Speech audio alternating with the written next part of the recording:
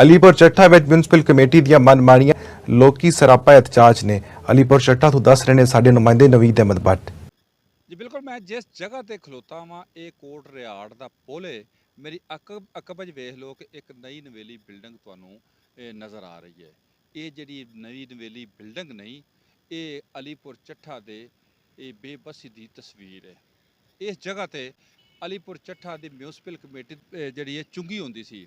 ਇਹ ਕੁਝ ਅਰਸੇ ਤੋਂ ਇਹ ਚੁੰਗੀਆਂ ਤੇ ਖਤਮ ਹੋ ਗਈਆਂ, ਲੇਕਿਨ ਇੱਕ ਅਲੀਪੁਰ ਚੱਠਾ ਦੀ ਜਿਹੜੀ ਹੈ ਸਾਬਕਾ ਰਵਾਇਤ ਦੀ ਜਿਹੜੀ ਇੱਕ ਅਕਾਸੀ ਕਰਦੇ ਸੀ। ਕੁਝ ਅਰਸਾ ਪਹਿਲੇ ਲੈਂਡ ਮਾਫੀਆ ਨੇ ਇਹਦੇ ਤੇ ਕਬਜ਼ਾ ਕੀਤਾ, ਇਸ ਚੁੰਗੀ ਨੂੰ ਗਿਰਾ ਦਿੱਤਾ।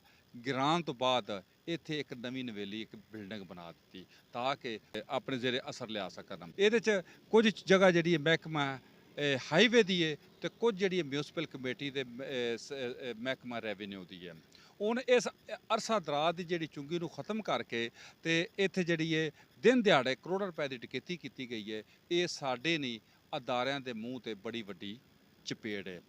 ਇਹਦੇ 'ਚ ਮੈਂ ਇਹ ਵੀ ਕਹਿਣਾ ਚਾਹਾਂਗਾ ਕਿ ਮਿਊਨਿਸਪਲ ਕਮੇਟੀ ਦੇ CEO ਨਾਲ ਬਾਰ ਰਾਬਤਾ ਕਰਨ ਦੀ ਕੋਸ਼ਿਸ਼ ਕੀਤੀ, ਲੇਕਿਨ ਉਹਨਾਂ ਵੀ ਕੋਈ ਮੌਕਫ ਦੇਣ ਦੀ ਕੋਈ ਜ਼ਹਿਮਤ ਕੀਤੀ।